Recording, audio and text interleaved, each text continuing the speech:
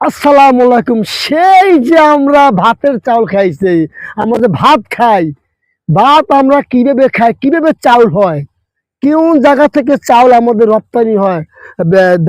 ধানের বিচির পর কিন্তু এই দেখেন, এই যে দেখেন আপনার ধানের বিচি কত ছোটবেলা বাবা মা চিলিয়ে মিলিয়ে খেতে নিয়ে গেছে। আমরা সেই বীজ তুলে ধান লাগাই, ধান লাগানোর পরে ধান হয়, তারপর চাউল হয়, তারপর আমরা ভাত খাই।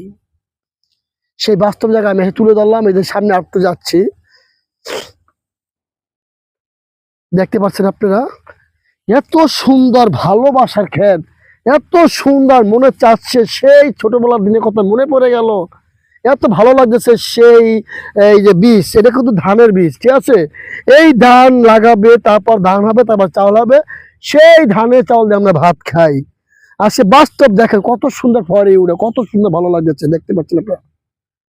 ওকে, আসসালামু আলাইকুম।